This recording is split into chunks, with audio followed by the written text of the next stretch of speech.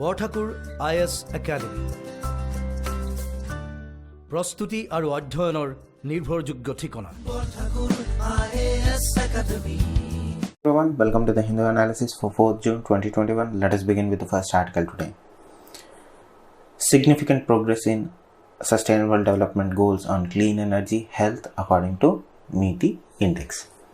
Now, though we have to agree that goalposts had changed over inequality and some key economic indicators were removed from how we calculate this and how we come about with the results that we have today here with us. But nonetheless, there have been certain improvements in terms of certain states achieving their long-term goals or short-term goals in terms of fulfilling their SDGs.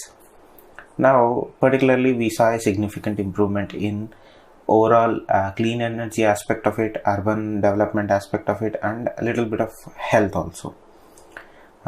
But due to the current pandemic, the health parameter doesn't seem much likely because we have certainly seen a collapse of the health infrastructure. But this is what I wanted to remind before we go to the today's editorial. At any point of time, when a country is being overwhelmed with certain crises, particularly in the case of health, however developed the country is, the healthcare infrastructure is going to collapse. Nonetheless, that doesn't mean that we have to improve whatever the system that we have currently in place right now. But remember this, collapse of a healthcare infrastructure of a country, when such crisis happens, is inevitable. But the thing that we can control is at what point of time will the healthcare system collapse? At the initial wave of it, or at least at the midway of it, or at the end of the pandemic. But collapse is inevitable. All we can control is we can augment whatever the resources, infrastructures we have. We can reinvest, we can invest more into further modernization and strengthening of healthcare infrastructure and ensure that the collapse doesn't happen at the initial stages of whatever crisis that we are going through. We can prolong it, but we cannot certainly stop it, because look at the case of America. People do think that America has the most advanced healthcare infrastructure. Yes, but Italy is known for its healthcare infrastructure. If you know somebody who has been to Italy, or go to some resources and read about the healthcare infrastructure of Italy, it is second to none. Compared to Americans, Italy's healthcare infrastructure is second to none because for whatever reason they have invested heavily. They got the right balance as to how much of their GDP has to be spent on healthcare infrastructure, and they made all the necessary strengthening factors added to their healthcare infrastructure, and their healthcare infrastructure is second to none. But at the end of the day, when during the first wave of coronavirus, how Italy was ravaged by it, how overwhelmed its healthcare infrastructure has been, how quickly it collapsed.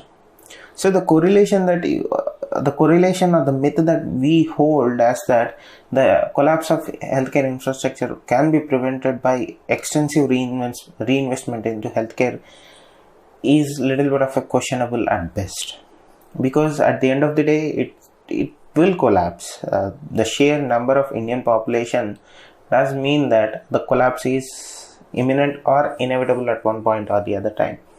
And that doesn't take away with the fact that India spends less on our healthcare than any other sector. So remember, here we have to spend more on healthcare than what we are spending now. We have to ensure that whatever we are spending is planned for future, both in terms of quality and quantity. If you are going for quantity, again it will lack quality and it will collapse quicker than what we had experienced during this pandemic. So it has to be very delicate and nuanced balance as to how much of quality has to be incorporated into it. The quality has to go up significantly and the quantity also has to go up significantly, and you have to find that perfect balance when you are talking about reinvestment and reallocation of funds for the development of healthcare system of a country. Now coming back to this, what is the current situation in India according to SDGs, according to NITI Aayog index? Now, as far as Tamil Nadu, the goal was no poverty, Kerala, zero hunger, Gujarat, good health and Well-being, Kerala, quality education. Kerala has been always the top of educational index since these things are being considered, and prior to that also because they have the highest education rates in India, and they have been pretty much consistent with what they were being able to do with ensuring their state residents get access to quality education.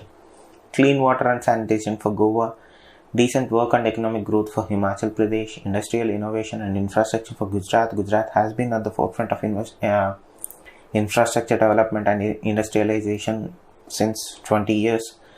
Meghalaya reduced inequality, which is a welcoming sign. Sustainable cities and communities, Punjab. This is far from what we are expecting in terms of the revolutionization of Punjab because of extensive agriculture and aggressive agricultural practices. Punjab currently is staring at a water crisis that can happen in the near future, maybe in the next few years alone, because the rate at which the water tables are in Punjab and the excessive use of water for agriculture and irrigation has taken a heavy toll on water resources of Punjab, and it is going to bring certain this is going to be a flashpoint for Punjab in the next few coming years. Punjab's water crisis. Punjab has to brace itself for something that they are kind of expecting it but are overlooking at this point of time. Responsible consumption and production, Tripura. Climate action, Odisha. Life below water, Odisha. Again, Odisha is the most vulnerable state next to West Bengal and other surrounding states. Now, life on land, Arunachal Pradesh. Peace, justice and strong institutions, Uttarakhand. So, these are the certain goals that they have set for themselves, and they have stopped in terms when compared to other states. Now, what is the status right now? The 52 being the lowest of scores that were awarded, 79 being the highest. Now, the position Kerala occupied in terms of education is top, and it scored around 75 points, and Tamil Nadu, Himachal both scored 72 points. So this index does provide a healthy competition point of view perspective for states to compete in terms of bettering one and the other. But the numbers that we are seeing though are positive in trends, but doesn't completely tell us the picture as to what has happened. Now, this is Niti Aayog's 2020 SDG index. This index saw a major decline in areas of industry, innovation, infrastructure. All three major indicators that derive growth and show growth for future generations and future of that state. So we are seeing a decline in these three major indicators. Though we are seeing an improvement, overall improvement in the inequality aspect of the goals, certain key economic indicators were omitted that are used to measure inequality in income and expenditure. Now, a lot of weight has been given to social indicators instead of the indicators that generally these kind of indexes employ to observe inequality. Now, the question and the drive has been for the past few years is to attain social equality in all parameters or all facets of lives of citizens. Though the index has shown some improvement in aspect of inequality, but the indicator that were used to measure does put some sort of a shadow as to what the index talks about. In conclusion, with a composite score of 75, Kerala topped the index based on states' performance across 16 sustainable development goals. On the end of the spectrum, Bihar, Jharkhand and Assam were the worst performing states when across all 16 sustainable goals. That is the case with the Niti Aayog 2020 index. Moving on, journalists need protection against sedition charges. During a hearing on a sedition case that was registered against a senior journalist who was critical of current government. The judgment, the court observed that strong votes of disapproval about the ruling regime did not amount to sedition. That is what we have been saying for the past few days. Sedition has become a little bit of a problem in terms of where it is being invoked. So again, just as a reminder, the landmark judgment in terms of where sedition can be applied is the 1962 judgment. That is Kedarnath Singh judgment. So coming back to the case itself, the time is long past. The court observed that, or the bench observed that, the time is long past when the mere criticism of governments was sufficient to constitute sedition. The right to utter honest and reasonable criticism is a source of strength to a community rather than a weakness. During this hearing, while striking down the sedition charge that was filed against the journalist, the court upheld the spirit and intent of the 1962 Kedarnath Singh verdict, which said, commenting in strong terms upon the measures or acts of government or its agencies so as to ameliorate the condition of the people or to secure the cancellation or alteration of those acts or measures by lawful means, that is to say, without exciting those feelings of enmity and disloyalty which imply excitement to public disorder or the use of violence, is not sedition. The gist of the judgment of 1962 Kedarnath Singh verdict is, you can say, you can criticize, you can express your opinions, views and everything, as long as whatever you are saying does not cause enmity, does not cause feelings of enmity towards or disloyalty towards country, the government, or does not incite violence or riots. The 1962 judgment said Section 124A of the Indian Penal Code, that is sedition, was intended only to punish subversion of lawfully established government through violent means, that is overthrowing government by way of riots, by way of coups and etc. and so forth. Then only sedition can be invoked, otherwise you cannot. Again, the Justice Lal declared every journalist during this hearing, not the 1962 hearing, that every journalist entitled to protection under the Kedarnath Singh judgment, reiterating that the 1962 judgment still holds good even today, and you cannot trample over the rights of journalists to express their views, however critical they are against the current ruling.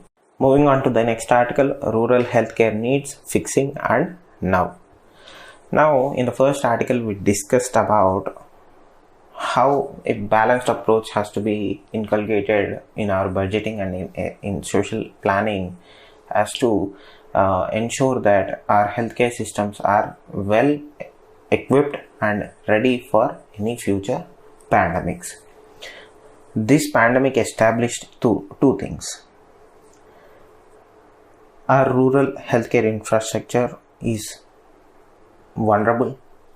still vulnerable despite various programs that were brought in by various governments.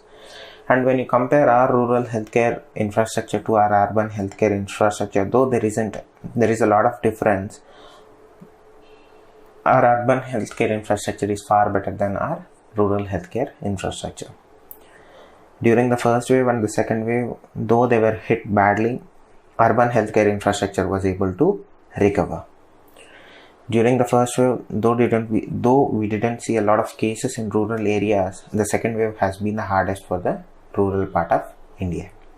That is why one of the reasons that we are seeing high death rates in India, despite having low positivity rates and low positive cases per day. Our caseload has come to anywhere between 1.2 lakhs to 1.5 lakhs on a daily basis.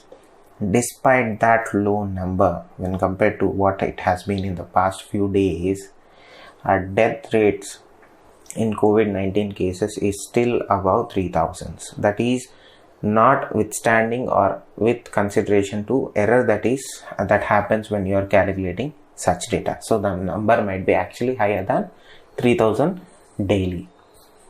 And most of the cases, when you trace them back, they fall back to rural parts of India.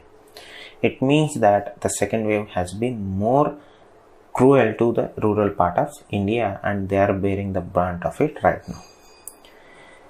Now, what is the role of healthcare facilities in rural areas? Their role is to provide regular and comprehensive healthcare that they need. Now they are struggling to get prompt and quality healthcare because lack of resources, lack of infrastructure, lack of both resources in terms of human resource and material resources. Now, according to a question that was answered in Rajya Sabha in 2019, the total number of primary healthcare centers that India needs, this is according to 2019 data, the number will actually have gone up 32,000 or something like that. In 2019, the required number of primary healthcare centers was 29,337. But in reality, we had only 25,743 with a shortfall of around 3,600 units.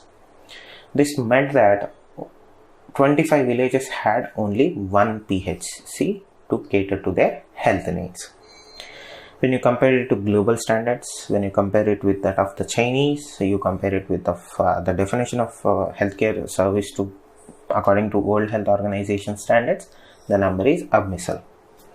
That is 2019. We are in 2021. The number had definitely gone up, but for whatever reason, India has seen a reverse in number of primary healthcare centers and community healthcare centers. Few days back, we were going through an same editorial regarding the number of primary healthcare centers and community healthcare centers in Uttar Pradesh, where they had actually seen a decline in number of these healthcare centers that cater to villages. Now, currently we don't have what the current statistics are, but we might know in the future. But coming back to the concept of access to healthcare in rural areas, as per World Health Organization estimate, non-communicable diseases, including cases of cardiovascular disease, chronic respiratory problems, and cancer causes nearly 41 million deaths globally, and of 41 million, close to 6 million deaths are in India. So that is a huge number when you compare that people are dying because of non-communicable diseases. Means these diseases are detectable when under right conditions, meaning with these people having access to healthcare whenever they feel something is wrong with it, and they are well aware of what these diseases are and what these symptoms are. But for whatever reason, that is not the case. So despite whatever we are saying, the author, who happens to be an ex-chief minister of Haryana, and his point of view does come from indeed him holding the post of the chief minister and him overlooking the healthcare aspect of that particular state and being well versed in data that is related to Haryana. But at the end of the day, rural healthcare infrastructure in India does need a rethink in terms of how we are going to invest, strengthen, and employ more people as to cater to rural population. Having one primary healthcare center or one community healthcare center for 20 to 30 villages or at least 15 villages is no longer sufficient. When you are talking about this level of cases, pandemic level cases, having one primary healthcare center to cater to needs of 25 villages is unimaginable and is not possible in this realm. So we have to think in terms of aggressive reinvestment for at least short period of time so that we bring up the capacity levels. Then we go for a smart investment in terms of training more people with quality education so that they can fulfill these requirements using the short-term investment that we have used to build up the infrastructure. So it has to be a mix of short-term aggressive investment in infrastructure with long-term investment on quality of healthcare infrastructure and human resources. The caveat here that you have to remember is, if you build 25 primary healthcare centers for each and every village, you have to ensure that each and every healthcare center is staffed by a quality staff. Right now we don't have that many number of people to, or at least quality number of people to staff those primary healthcare centers, even if the government is willing to build them.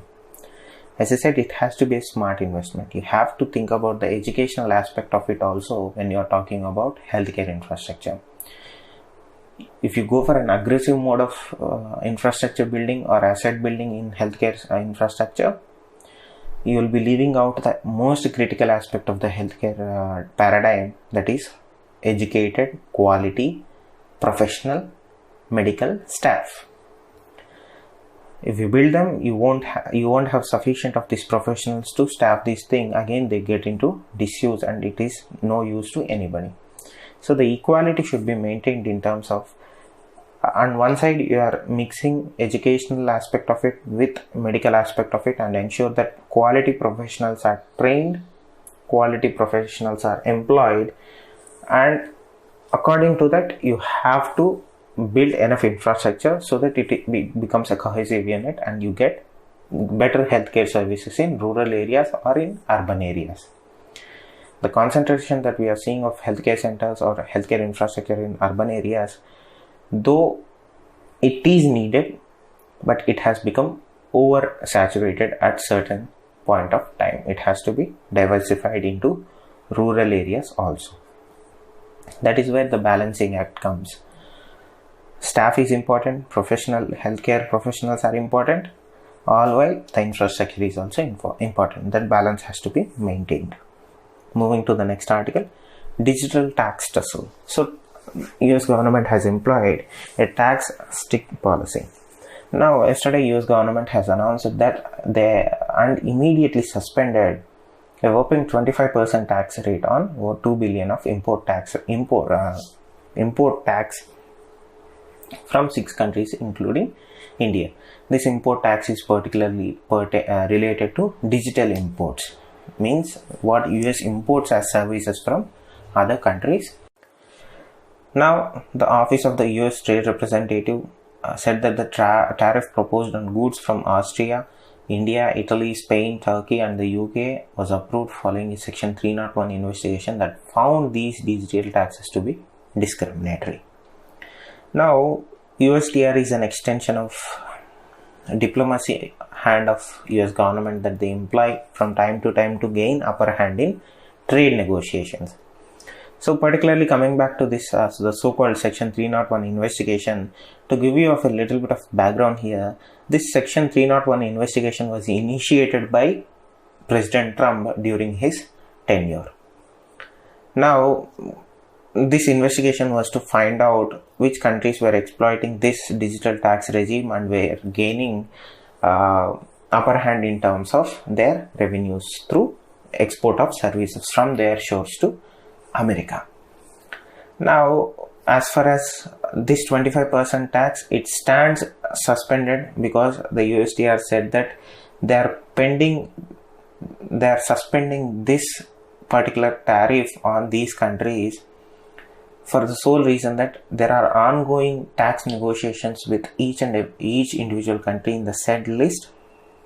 Since these are pending, the suspension, we are placing these particular 25% tariff on under suspension until and unless these negotiations are resolved. So this can be looked at two ways. One, this is the American government's way of saying that whatever the US companies are doing in other countries, they can do it without fear from henceforth, with the fear of being slapped with tax liabilities. So that is one way of looking at it. The second way of looking at it is, it is a little bit of an arm twisting from US to these countries. Come to negotiation table, agree with what we say, otherwise you are going to experience 25% tariff on whatever the digital exports that you are sending over to us. Now this 25% will be applicable to over 2 billion of imports from 6 countries, especially our country, which is heavily dependent on export of our software services to other US companies. Now As I said, this was initiated during the Trump presidency. Everybody was hoping that Biden, when he comes, as he promised that he is not going to pursue any policy that Trump has brought in. Surprisingly, that hasn't been the case, because most of Biden policy seems to be based on what Trump did. And this is one of those things where the Biden administration has similarly approved and carried forward Trump era policies. Now, what is the effect that this particular tax that USTR is supposed to be levying on digital exports or digital imports as such? We get only 2% digital service tax on trade and services by non-resident e-commerce operators with turnover of 2 crore. But the cost of India could be potentially high, as to 118 million worth of its exports will fall under this proposed tariff and range of sectors, and the implications are far reaching, and financial also it is going to hurt us a bit. Now India is actively engaging with US on a trade agreement or a FTA as such, but nothing is concrete because both sides are not agreeing to each other's terms. Now Mr. Biden has chosen to use the stick of tariffs to force the pace of negotiations on digital services tax, with 7 nations suggest that the current White House subscribes strongly to the idea of expanding global playing field of American tech firms to dominate without fear of being slapped with tax liabilities. So it is a way of green signaling from the Biden White House that we'll get this agreement in place, you don't have to worry about tax liabilities from our side, and you can expand into other nations as much as you want, since we are getting paid either way. So that is this digital tax tussle that we are going to see in the next, that is going to play out in the next coming few months, when particularly in the case of India and US, a trade agreement is being negotiated. Right now we had multiple meetings as to what the trade parameters, but no side agreed to, either side agreed to either's proposal. That is where the things stand right now. Moving on, Center orders 30 crore doses of biologically vaccines, and they have given an advance of 1500 crore. So in order to boost our vaccination speed and everything, the health ministry had made arrangements with a Hyderabad based vaccine manufacturer Biological E to reserve 30 crore vaccines for COVID-19. So when are these vaccines going to come into play? These vaccines are supposed to be supplied during August and December of this year, but not immediately. But as the government has shifted its strategy from paying after getting vaccines to paying before vaccines in order to gather enough stocks, they have paid 1500 crore as advance for this 30 crore doses of biologically vaccine. So right now we have Covishield, we have Bharat Biotech's Covaxin, we have Sputnik 5. Now biologically again an indigenous vaccine is going to be used for our vaccination drive. Moving on, disengagement at LIC unfinished, says Minister of External Affairs. So we have been saying the pretty much same thing, that since the disengagement at Pangong Lake area, that status quo in Ladakh and Indo-China border in other areas, Hearts Plains and Gogra Plains or whatever it is, situation is pretty much stalemate. Nothing hasn't changed, and the disengagement process along the line of actual control remained unfinished, and an early completion of the disengagement in the remaining areas could lead to de-escalation of forces in eastern Ladakh, but that is not on the cards right now. Both sides have agreed that in interim that they would maintain stability on the ground and avoid any new incidents, but nothing is promised because Chinese have been using this promise to mount attacks on our soldiers. Now there is no clarity as to next level of commander level talks are going to be held. The 11th one last we had, it was inconclusive because neither agreed to budge, because Chinese in that meeting they said that be happy with what you have. So that is not the stand that is acceptable to us. So as far as we haven't agreed on the 12th round of commander level talks, there is no plan for de-escalation or de-engagement from other areas that were occupied by the Chinese, and we have given up the only strategic advantage that we had on the Pangong Lake ranges, Kailash ranges. So the standoff is still pretty much on. We have been consistently seeing good deployments from Indian sides through satellite photos. We have also been observing training of PLA troops and troop rotation of PLA troops on the Chinese side of LAC and in the Tibet area, where from 200 kilometers from the LAC they have been training troops and they have been conducting regular warlike exercises 200 kilometers away from the border. But nonetheless, there is a heavy troop deployment close to border areas, and they have ramped up infrastructure in other territories that are still to be resolved.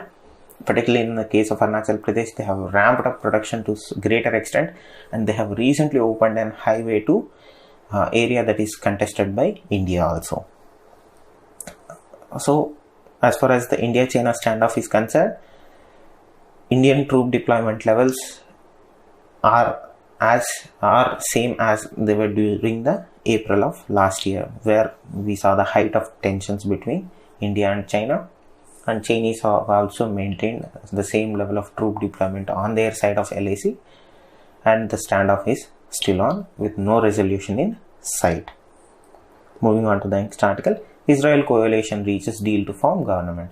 So in a bid to unseat Benjamin Netanyahu, who has been Prime Minister of Israel, the longest serving Prime Minister of Israel for 12 years, and after a lot of turmoil in terms of domestic politics of Israel, where they had went for consecutive and multiple elections and having no proper results or outcomes, and through this uncertainty, Benjamin Netanyahu had been continuing despite various allegations of corruption against him and his government and his family. Now it seems that the opposition leaders or the opposition groups, many opposition groups, have come together to form a coalition to unseat Benjamin Netanyahu. Now this means that opposition leader Yair Lapid will become the Prime Minister if this coalition stands the test of the parliament, that is Knesset.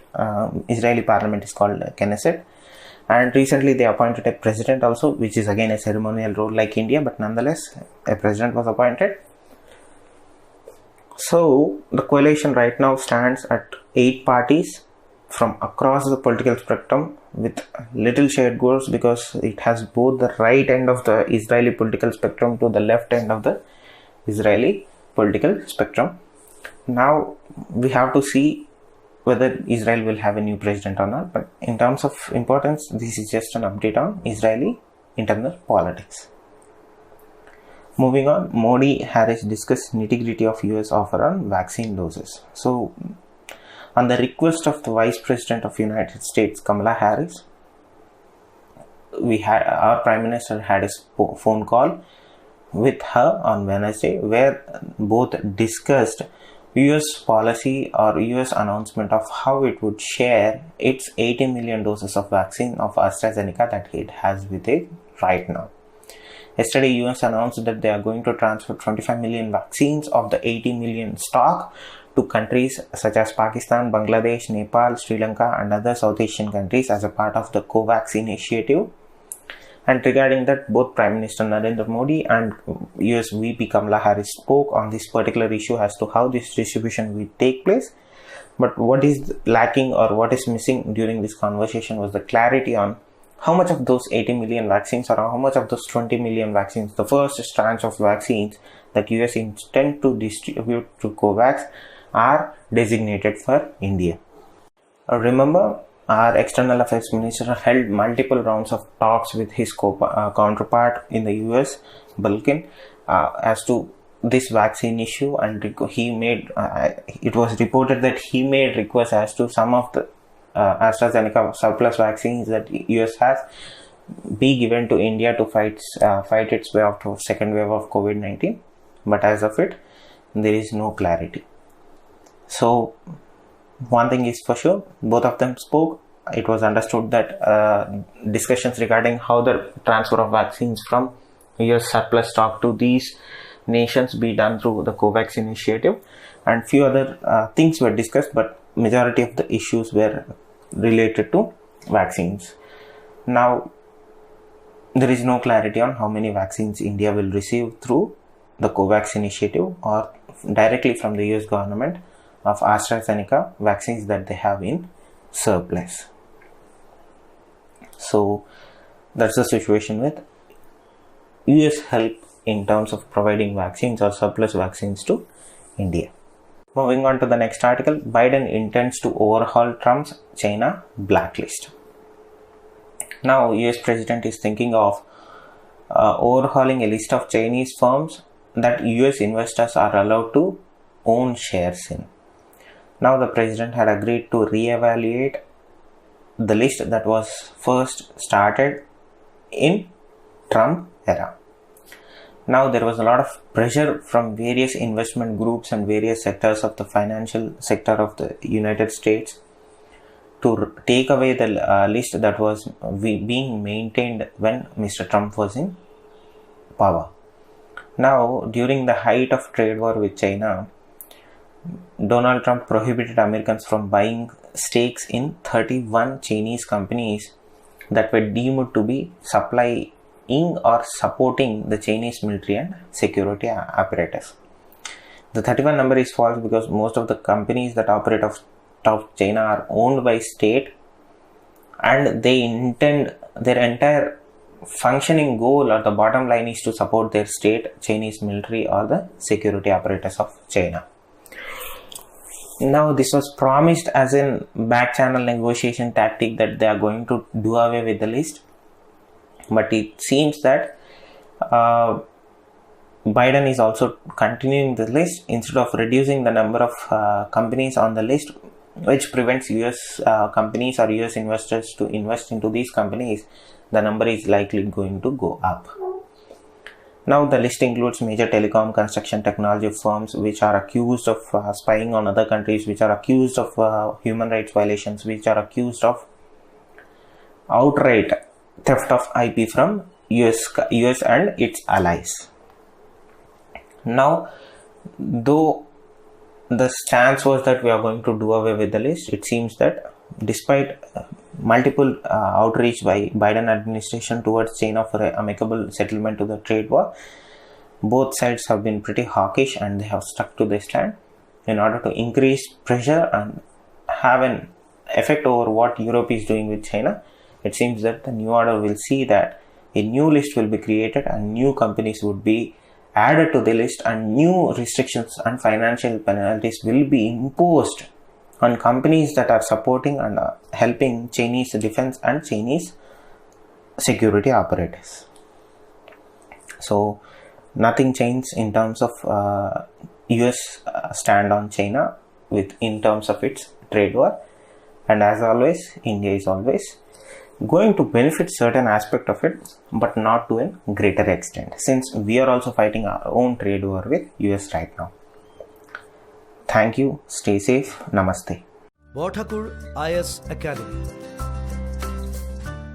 প্ৰস্তুতি আৰু অধ্যয়নৰ নিৰ্ভৰযোগ্য ঠিকনা। Borthakur IAS academy.